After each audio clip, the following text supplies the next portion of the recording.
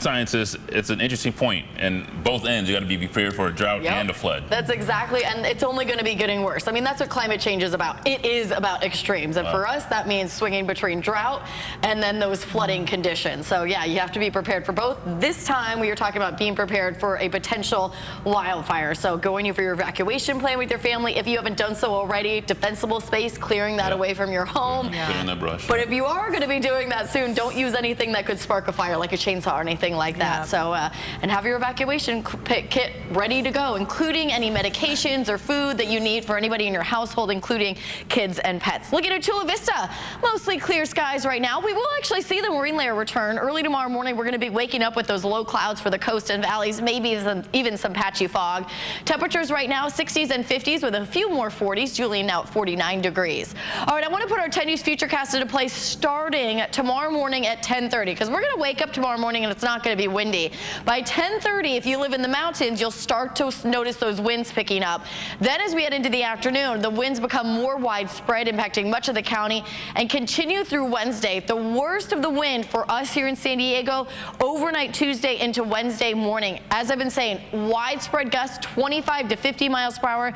And then along the I-8 corridor, if you recall, the last time we had a strong Santa Ana wind event last month, we had overturned semis on the I-8. They had to close the freeway. So keep that in mind. If you're going to be traveling along the I-8, get it done early tomorrow morning. Try to avoid it Tuesday night into Wednesday if you're able to.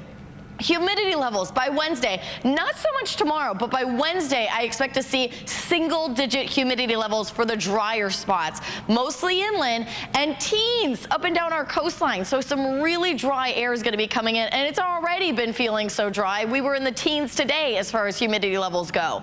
Tomorrow, temperature is going to be in the 60s and 70s, a little bit cooler than today. Low 50s in the mountains, which is right on par for average, a little bit cooler in the mountains. I'll tell you, the wind shelter spots, Tuesday night into Wednesday morning, it's going to be really, really cold. So keep that in mind for some of our mountain locations, waking up really cold on Wednesday morning.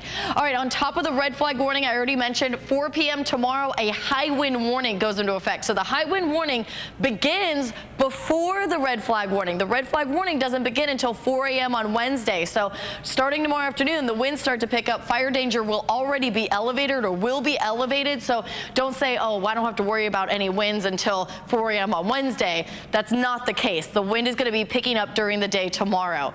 Isolated gusts could exceed 70, maybe even 80 miles per hour. As this system dives south, the pressure gradient between these two is going to be building, and that's when those strong winds are really going to be rolling in. So there is the marine layer we're going to see in the early morning hours.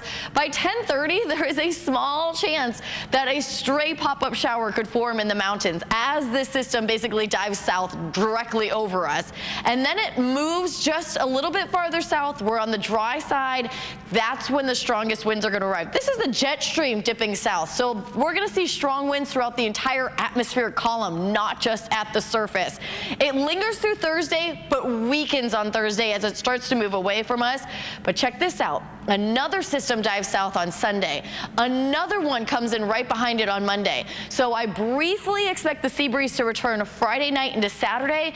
Another round, but much weaker Santa Ana winds, offshore winds developing on Sunday, and they look like they're going to linger much into next week. I do not have any significant rain in the forecast so far this month. Temperatures mostly in the 60s along our coast. Will briefly be warmer in the 70s on Wednesday. Inland neighborhoods, high fire danger the next 3 days. The worst of it Tuesday night into Wednesday. Briefly seeing the 60s on Saturday when that sea breeze rolls in. For the mountains, Wednesday is going to be cold. Add on the wind.